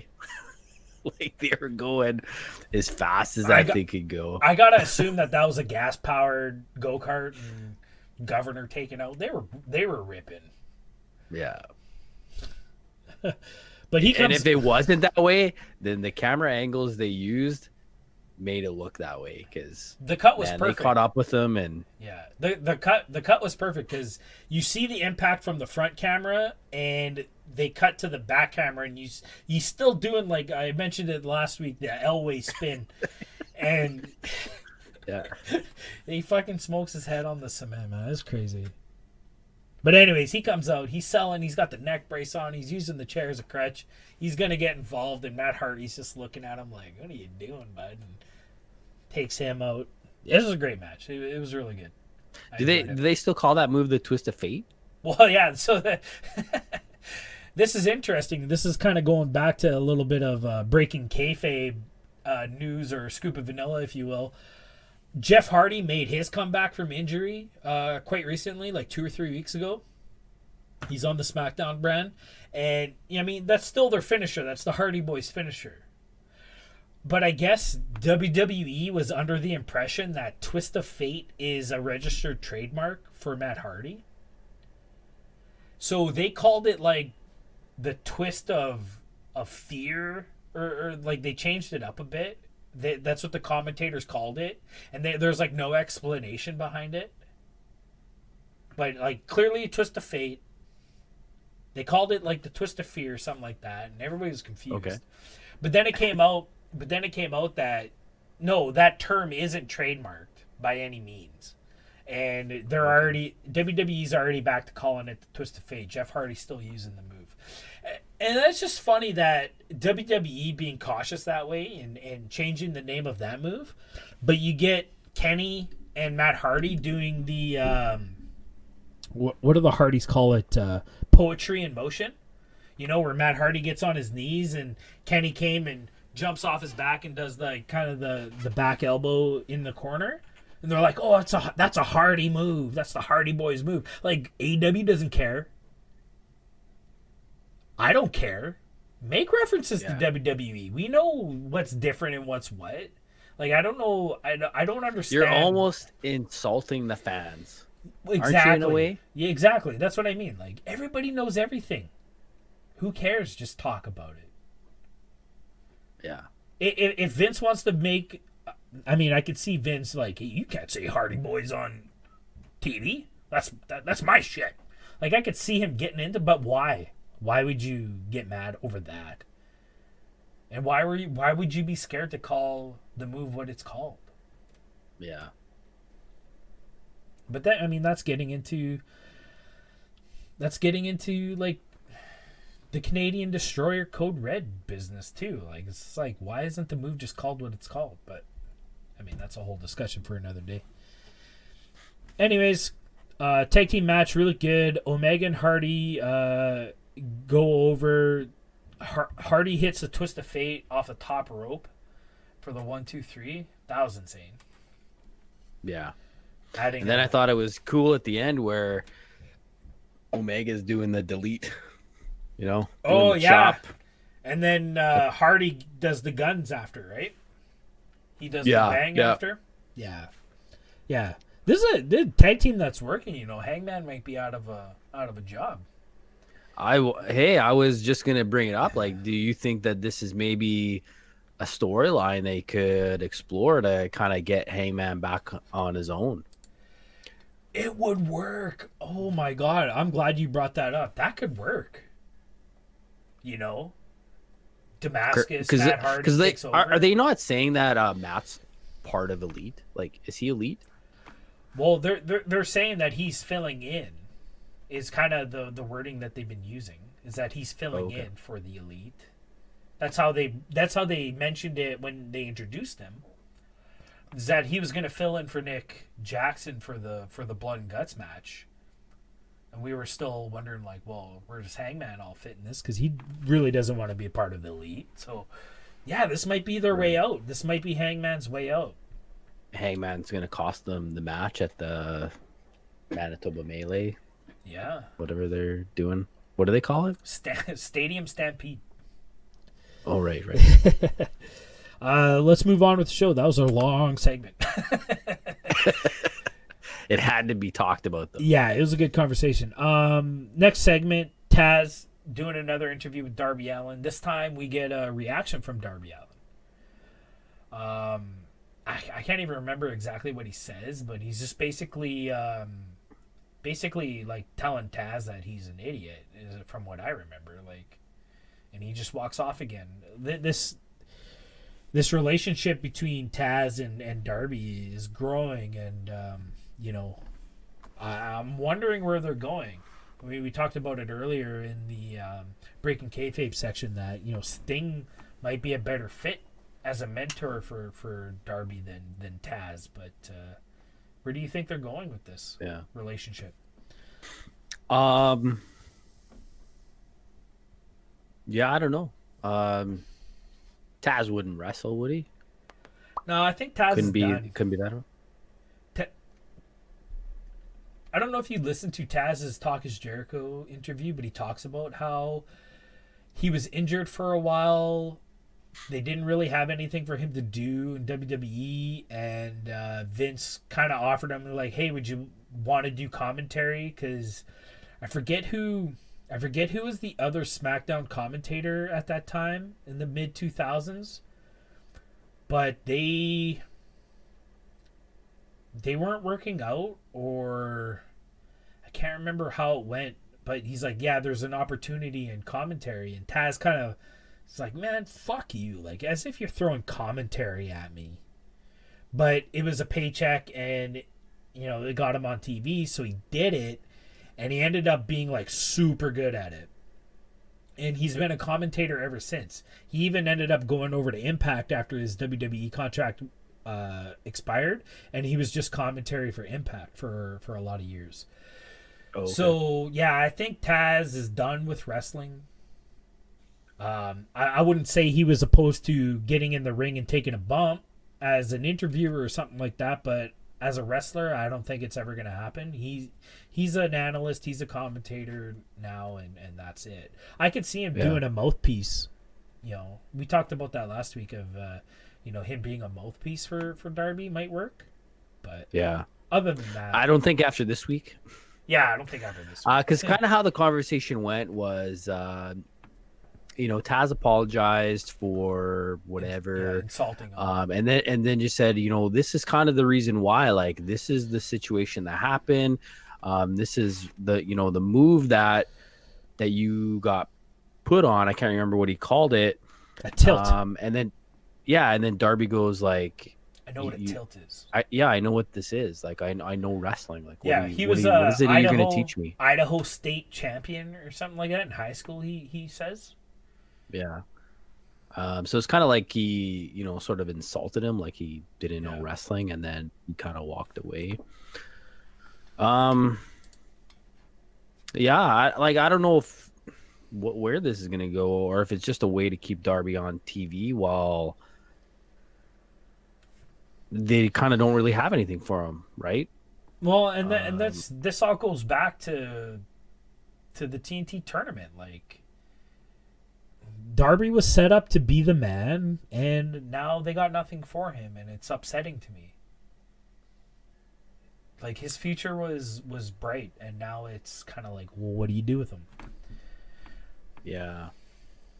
Do you think he's going to be on the show next weekend, or? For Double or Nothing? Yeah. I don't think so. I mean, unless he's getting involved in a match to screw somebody over and start a new program, I think that's the only way you can use them. It's unfortunate, but I think that's it.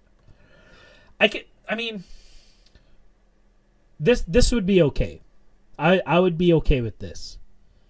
Cody goes over in the TNT Championship match, and they're having a celebration. You know, the Nightmare Family's out there. I mean, now that I got Sting on my mind, who comes rappelling down from the rafters? I mean, they're probably going to do this at Daly's Place, so it's not going to be rafters, but that would have been sick. But right. Darby comes Vanguard out. Too. Yeah, Darby comes out and totally just beats up everybody. He's got a skateboard. He takes out Dustin, takes out QT, you know, drops Cody with a DDT, gives him a coffin drop, you know, and then makes the gesture with the title. And then you do the program from there, and then he, you know, because to me, Darby Allin's already the TNT champion. Like, he's gonna hold that belt. And if he, well, you know, so that's the way I see him getting back into a program. Yeah. It's obvious you're still not over it yet. I'm not over it. It's fucking horse shit.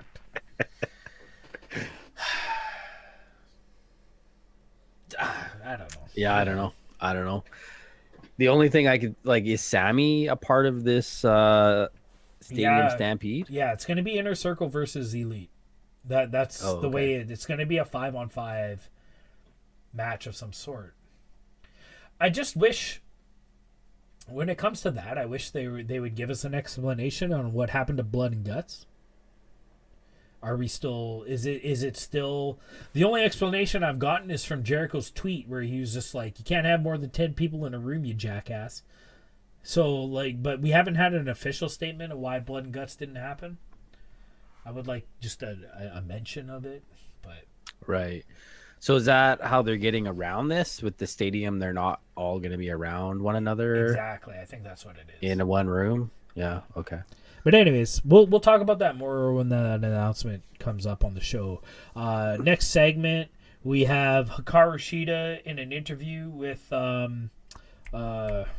what's her name? The blonde girl that does the backstage. Can't remember. Yeah. Sorry to whoever that is. Leave it in the comments below. But she's doing an interview backstage with Hikaru Shida. You know, hey, you're the #1 contender. Congratulations. And then before Hikaru can even say, you know, thanks or anything, in comes Nyla, interrupts her, and basically says, hey, I found something you've been looking for. And then, whoopah, just kendo stick on the forehead. And man, did that look like that hurt. Again, one of those, you think wrestling's fake? Take this. Like, shit. That made a noise. You can't fake that. My wife even just I think her comment was that was unnecessary.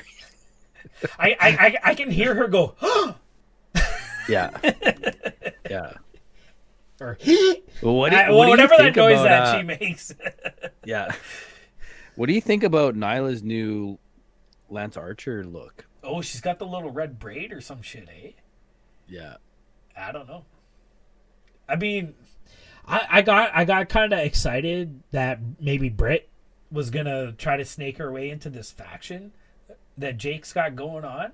You know, she pulled out the DDT on Brandy, but now Nyla Rose has the red hair strips going. That might make more sense. She would fit in better. Yeah. Yeah, if Britt came out one day with the red hair, that'd be cool. I'd be down. Moving on, we get the long-awaited return of Maxwell Jacob Freeman. His first match back since his devastating hangnail injury and the stubbed toe. Was it a stubbed toe, or was that a joke I made? I can't remember. There was a setback to his injury. I can't remember what it was. Yeah, what was that now? Oh, he cut himself shaving. Yeah, that's right. I made up the stubbed toe. But anyways, his in-ring... How are you doing, by the way? I mean, I still walk a little bit funny, but... Yeah. Yeah, so MJF's in-ring match return. He's going against Lee Johnson, who is someone who's been doing a lot of good work. I mean, he's jobbing out to everybody under the sun right now, but I mean, this guy's impressive. I like it. And MJF does MJF things to him in this match. This is just a really good enhancement match, if that's what you want to call it. Yeah. A classic right off the beginning, with he doesn't want to fight him because he suspects that he has some sort of check the boots. He's got some object, like he's hiding some nucks or something like that. So Aubrey goes to pulling a Ric Flair. That's fair. Yeah. Goes and checks it out and then attacks him. I thought that was so classic heel right there. And then Aubrey's like, well, what the fuck? And then it's just like all of a sudden doesn't care. Yeah. But I mean, this was just, like I said, it was a great enhancement match, if that's what you want to call it. It really showcased MJF as a dominant wrestler, and it showed that Lee Johnson can work. I'm not upset at anything that happened in this match. It was exactly what we thought it was going to be. Yeah, I'm glad they didn't get Wardlow involved. Yeah, there was no. He shouldn't be. Yeah, there was no reason for that to be. But MJF goes over, showing a little bit of versatility with an armbar submission victory. That just doesn't seem like an MJF move. But I mean, like I said, it shows some versatility on MJF's part, which is good. And then kind of the main, what I think is the main reason for this segment is the promo at the end, where he talks about this match against Jungle Boy coming up at Double or Nothing. And he's basically saying, yeah, I'm excited about this. I can't wait for that. Even though how mad he reacted to Tony saying it the other day or the other week. But he's excited to face Jungle Boy. And then he, if I remember correctly, he kind of feels bad for Marco, that he has nothing to do, but don't worry. I signed my name to the paper, and we have a warm-up match next week on Dynamite. I think he made reference to Marco having an open contract. Oh, okay. Yeah, that's right. Or something like that. Yeah, that's right. So he signed himself up. Yeah. So, I mean, this is classic heel move. I expect this out of MJF to, kind of pick on the weak guy and get a mental edge over Jungle Boy, if you will. So this all works for me. I enjoyed what MJF was going for here. I think Marco needs to come out with a neck brace if he's going to come out. If he's not right after that Wardlow attack, yeah, that would be funny. And then the ref pantomimes that yeah, you shouldn't wrestle, but then MJF just attacks him anyways. Right. Yeah, that would be good. That'd be really good. All right, let's move on to the most anticipated match of the week. Pineapple Pete, Shug D himself, versus Le Champion. And I'm still mad that no one on that commentary table can say Le Champion. It's all Le Champion. Figure it out, America. Speak French once. Chris Jericho versus Shug D. And I don't know if you remember how I said last week that this is Shug D's last chance with me. He better make a performance or else you have, if you can't get a match over with Jericho, then you don't have a shot. And I mean, he totally jobbed out. This was a squash match. I didn't think this was going to happen at all. It actually quite surprised me. Oh, that it was, yeah. I thought they would have a match, but yeah, this was absolute squash. The reaction of my wife was, is it already done? I'm like, yeah, that happens sometimes. I mean, Shug tried. He got some punches in, and he kind of had Jericho on the ropes, to turn a phrase or anything like that. But he, how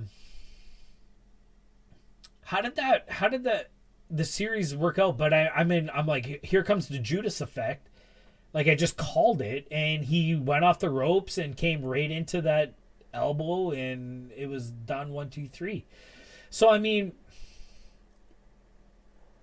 this is the best Shug D looked, but he didn't do any wrestling moves. So, am I convinced that Shug can make it? Not yet. The guy can throw, I mean, he looks like a wrestler, I suppose, but he wasn't doing any wrestling moves. So, I mean, I'm still in the air about Shug D, but the guy can job, that's for sure. Yeah. I mean, he did that little promo, I think, earlier in the show. Yeah. He definitely has a look to him. He's like a dollar store Velveteen Dream.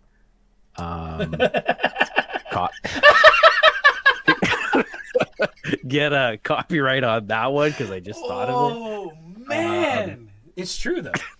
It's true. He's got the glasses. So like, I think he has the vibe of a wrestler. He needs to sharpen his skills. He needs to sharpen his skills. He needs to get into a little bit better shape. Like you said, when he's sitting there and he's got the pineapple shirt on and he's got his hair up in the bandana, yeah, he looks good and he's got a look to him. But then when he's in his gear, like, he's kind of soft. He's tall. He's lanky. If he could, like, tighten his body up to at least the stage of a Joey Janela, then yeah, maybe things might look a little bit better. And then be more control of his body. Yeah, he's a little bit loose out there. But yeah, I mean, Jericho just completely squashes him, and then the main point of the segment is that they're cutting a promo and basically challenges the Elite to the Stadium Stampede match. And what this means, I don't know. I'm assuming it's just going to be the same of what we saw last week.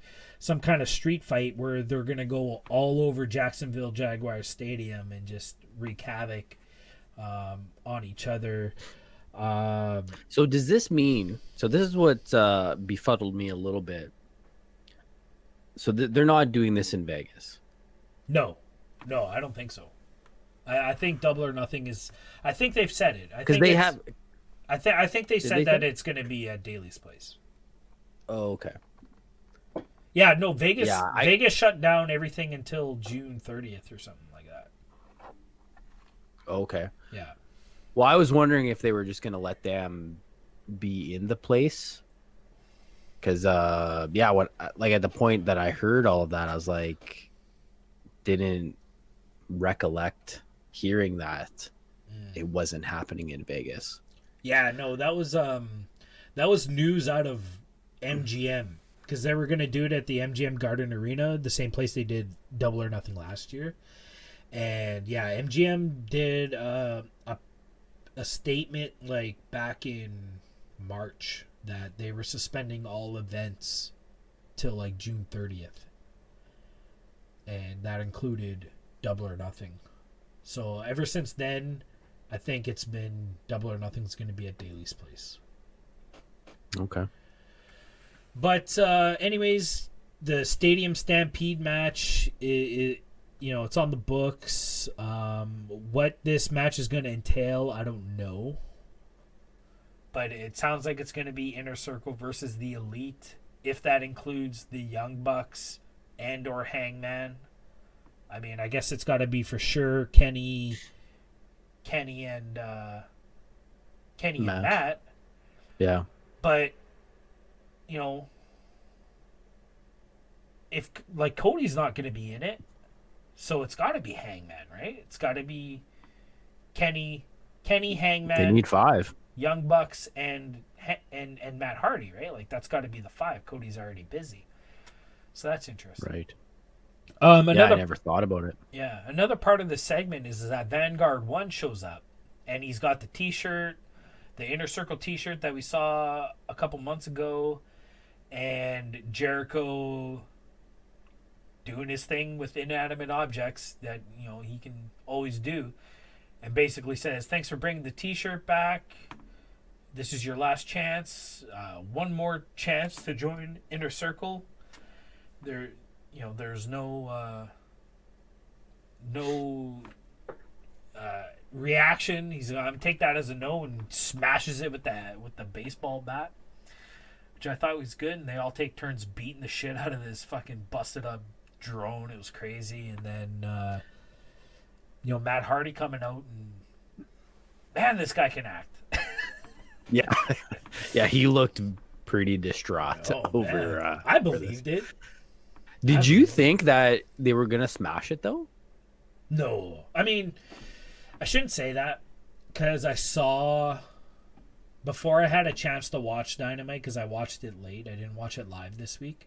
I saw bits of it on Instagram and stuff like that, so I knew that Vanguard had gotten smashed. So while I was actually watching it and Jericho's got the bat on his shoulder, if I were to watch it live, would I have guessed that? Probably not. I mean, drones aren't expensive. They're not cheap. Yeah. So. Yeah, because my wife's just like, he's not going to hit that with the bat, you think? And I'm like, no, he'll fly away. She'll call it out? Wow. Yeah. Well, because he's standing there with the bat, right? Yeah, he's got it. Which for her, I don't know that she would have saw Jericho with a bat. I think this might have been the second time we've seen him with the bat. He started bringing out the bat last week. Yeah. So I thought he was going to fly away. But it adds to the feud. I like it. Oh, for sure. It gives Matt Hardy some background to go on to it. But don't be surprised if we don't see Vanguard 1 3.0. Because this was Vanguard 2.0. Oh. If you noticed when we see Vanguard Vision, it says up in the corner Vanguard 1 2.0. So I don't know if in maybe his match with Jeff Hardy, the final deletion on Impact, if Vanguard 1 was destroyed then, and then he came back as Vanguard 2.0. If we see a Vanguard 2 or 3.0 or a Vanguard 2, something a little bit fancier, now that we got TNT money, they get that like the real nice drones out there, and things get that's gonna happen. I can almost guarantee it. So Vanguard's not dead. He will reinvent himself and find a new vessel, just like Damascus and stuff like that. So for sure. But yeah, it's exciting. I'm excited for the Stadium Stampede match. I can only imagine what they're gonna do. And we should also mention that, like Jericho says, they have some plans for this. Right. Or, yeah, he says it's something like that. Like they have something cooked up for this. So that'll be interesting. Yeah, he says if you think that street fight last week was crazy, just wait until this is basically his tagline of the whole promo. Yeah. So yeah, it'll be interesting to see what they're gonna do when they have a whole football stadium to go through. That'd be crazy. Call it out. Kenny's jumping off the goalpost for sure. For sure. I will call it for an extra point right now. The pin happens at the 50-yard line on the Jaguars logo. I'll call that for a point. Not in the end zone? Not in the end zone, no. 50-yard line. Right on the logo. Okay. All right. You got it. All right. Something's going to happen near the Jumbotron. Okay. Is that too general? That's too general. I don't know. That makes sense. No, well, hey, maybe Kenny jumps off the Jumbotron and not the goalposts. Oh, that'd be far. Yikes. All right. Main event of the evening. We have Brody Lee versus the Fallen Angel, Christopher Daniels. When I first saw that this was going to be the main event, I was just like, well, this is odd.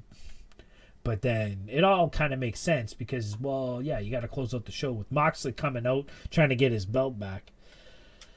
But the match itself was, it was a solid match. It was an average match.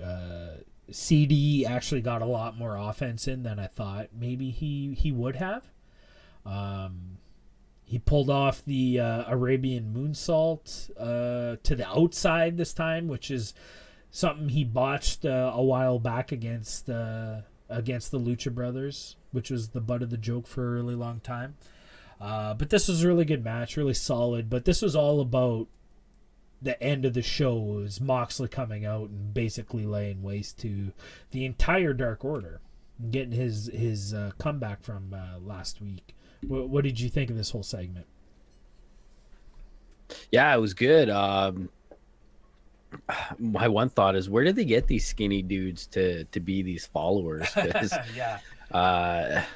Even Shug D would be a better follower. But yeah, he decimates them, and that paradigm shift at the guy at the ring. Oh, it looked good. That little skinny guy, he had his legs like straight up in the air. Yeah. So, I mean, we mentioned it earlier in the show. What do you think of Brody Lee wanting to call himself the AEW champion? He goes to Dasha as she introed him, and again when he won the match, that, you say my name, right? And she's like, I am mistaken. The self-proclaimed AEW World Champion, Brody Lee, Mr. Brody Lee. Like, what do you think of all that? Is that a character? I like it. I mean, it's more kind of salt in the wound, and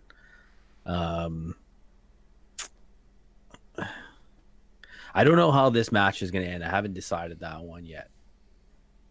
So is Moxley going to retain or not? So you think there's a chance that Brody Lee's walking out the champ? I think there's a chance. Okay. Yeah.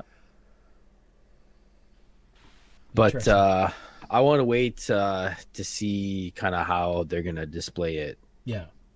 Next week. Yeah, I need to see more of the build. Like, are you asking this question now has me questioning? I mean, like, do you not see that they think there's a chance? Because I think there's storyline possibilities to this. I would feel bad for Moxley if they took the belt off of him right away. You become the champ. You're the first one to knock off the first champ. So you have that under your belt. And then you get, unfortunately, the pandemic happens. So now you're champ during a time where wrestling matches can't wrestle. He has one title defense against Hager. It was a shit match. That's not Moxley's fault. That's not really Hager's fault. That's almost a situational fault. And then you finally have your first real title defense against a proper contender, and you lose. Like, I guess I just feel bad for Moxley as a character in that moment. Yeah, it's very much something WWE would do to him. Yeah. So yeah, I but don't you know see what? I Moxley think either way losing. you go, it's hurting somebody's character. But I think right, like he's this guy comes as the exalted one. He's decimating everybody, and then I mean you're losing to the champ, which is not that bad, but how badass is this exalted one? Not at all to me. So I mean, I agree with that. There's a part of me that believes that Brody Lee won't suffer as much from the loss. But I do agree. I think the way you save it is that 10 gets involved and it's a DQ. So Brody Lee and the Dark Order survive. Or even one of the followers, right? Like just somebody. Then he gets reamed out for costing him the match. Yeah. Some like there's ways to save it either way. So it's not a clean win. Yeah. Well, we'll talk about that more in the prediction show, but I mean, there are I agree. It's hurting both if they lose. It's hurting both if they win. So yeah, you almost got to go the dirty route on this one. Yeah, that's a good point. But yeah, match was good. The run-in was even better. Makes up for what happened last week. Moxley looking, he looked pissed. Like, he did a really good job of portraying how mad he was. I feel like he should have chased Brody Lee in 10 after they take off at the belt again. and then almost that's where you cut it off. But he decided to just throw some fucking creepers into the rails and do all that as the show went off the air. But Did he not get on the mic? No, he did not at all. No? Okay. No, he didn't. I mean, it's all good stuff coming from Moxley. I'm excited. This is one of the matches I'm more excited for. Is this Brody Lee Moxley match? We had mentioned it weeks and weeks ago. I just want to mention this really quick, and how you had listened to the Brody Lee podcast on Jericho, and how you had thought maybe that this character, as the Exalted One, he's doing a parody of McMahon almost. And it's like every time we see a bit, if it's on the road to Double or Nothing, or if it's on Being the Elite, I don't think they mentioned him on Being the Elite, but Road to Double or Nothing or Dynamite, every time they show Brody Lee, he does something new and does something more that just makes me think like, yeah, that's exactly what they're doing. He is Vince McMahon, basically. And I can't remember. I'd sent you something, if it was a clip or something, but they make reference to the brass rings, and you're like, I don't get the reference. But right. That was very much a Vince McMahon thing. You got to reach for that brass ring, and just every time we see him, it's more and more that this is the character that they're going for. Is that he's a glorified Vince McMahon, and I enjoy it. I think it's a great character for Brody Lee, and he's pulling it off. Yeah, I wonder if anybody else has come to that conclusion. Might have to do a little bit of research on the web to see. Is that something if anybody's that you thought came of that, up? or Is that something you came up with just how he talked, or is that something that he said? I can't remember how that all came about. Because I watched or I listened to the podcast, and he was talking about I think it was the steak part, about how you can't talk to Vince and while he's eating, or until he's finished eating or something like that. And then he walked in and he was eating a steak, and then that next week when they did their video package, they're eating steak, and then that's what made me think of it. Oh, okay. So that's really insightful call on your part then. Yeah. Leave it in the comments below if you think Brody Lee is a Vince McMahon. I said that weird. A Vince McMahon parody, or where you think they're going with this character. But I think the evidence is to the former. Like, he is definitely parodying Vince McMahon in a way, in his stern rule over the followers, over the creepers, whatever they want to be called. Seems to change every week. And the steak reference, the sneeze reference, the brass rings reference, like it's all, there's so much evidence. And now he has his number one guy. He has his number one guy. Yeah, he took the title. He just like Vince took the title away from Sammy, he took the title away from Moxley. Fucking Vince. Yeah. Anyways, that was a good show. It was another long one, but I mean, there was nothing really we could do. We tried to skim through AEW Dark as fast as possible to try to make up some time, but we got on some tangents during Dynamite, which is okay. The conversation's always good between us. I enjoy it. Thanks for watching. If you guys made it to the end, let us know. Let us know what you thought of the show.